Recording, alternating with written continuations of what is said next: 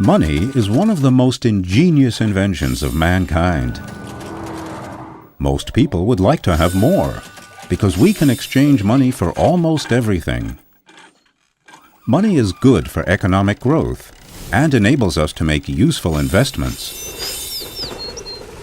Imagine for a moment a generous investor offering you two options. Either you'd receive 10,000 euros every week for a whole year, or you'd get 1 cent in the first week, which doubles every week over the course of an entire year, that is, for 52 weeks. Which would you choose? The first calculation is easy. At the end of the year, you would have 520,000 euros. But what is the end result of the second option? In the second week, you'd have 2 cents. In the third, 4 cents, and in the fourth week, 8 cents. In the eighth week, you'd have €1.28, while the first option already adds up to 80,000 euros. But after the 21st week, you'd have 10,000 euros, just as with the first offer. And after 26 weeks, you would surpass the sum of the first offer. Only a week later, it would already be twice as much. So, how much would that 1 cent have grown after 52 weeks? In week 52, you'd be the richest person in the world, with 22 trillion euros to your name. That is 10 times more than Germany's gross domestic product of about 2.5 trillion euros. Exponential growth is very difficult for us to imagine. We have experience with natural growth. At first, it develops quickly, then slows down and eventually stops. We also understand linear growth. In that case, the economy grows by equal absolute amounts. Money is covered by economic performance, measured as gross domestic product. But financial assets grow faster than the real economy. One reason for this is interest payments and the reinvestment of these gains, the so-called compound interest effect.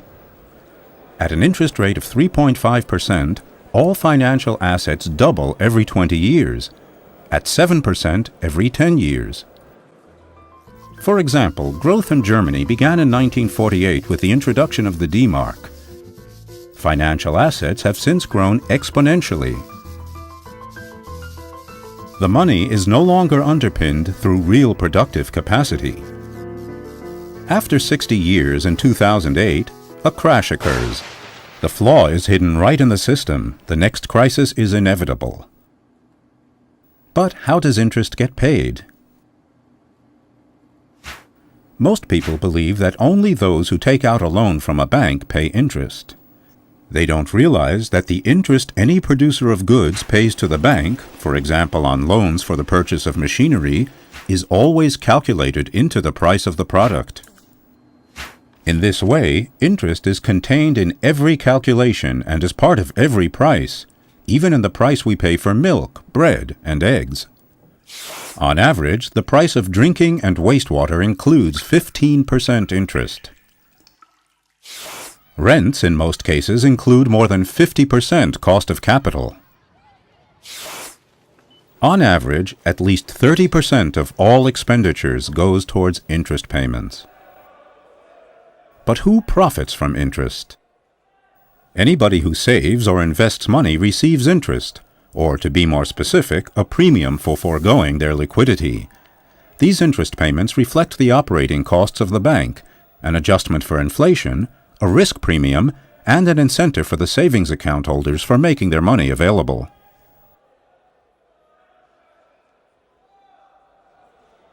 Every investor is happy about earning interest. If the interest earned is higher than his expenses for interest, he has made money. But what about expenses through the hidden interest costs? Let's look at the German population grouped into 10 equal parts. 80% pay more interest than what they earn through investments, savings, or insurances. For another 10%, interest payments and earnings even out. No more than 10% actually make a profit.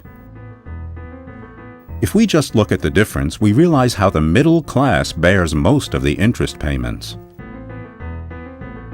Only the richest 10% of the population benefit. They receive about 60% of all interest payments, passive income that is not the result of work.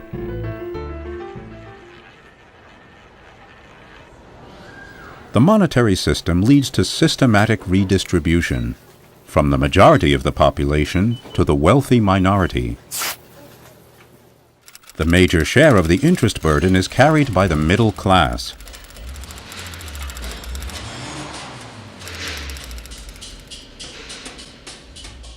And banks profit from everybody's debt. Their goal is to use money to make more money. In 2011, the total value of all goods and services worldwide was $70 trillion. But the stock market had an additional turnover of $63 trillion, the derivative market approximately $708 trillion, and the currency market $1,007 trillion. The financial markets are many times larger than their basis, which is the world's gross domestic product.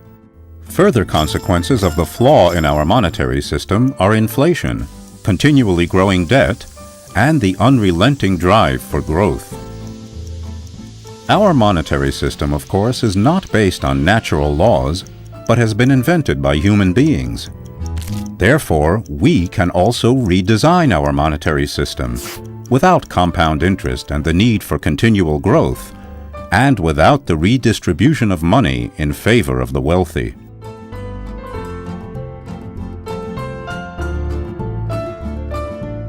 The important question remains, can this be achieved?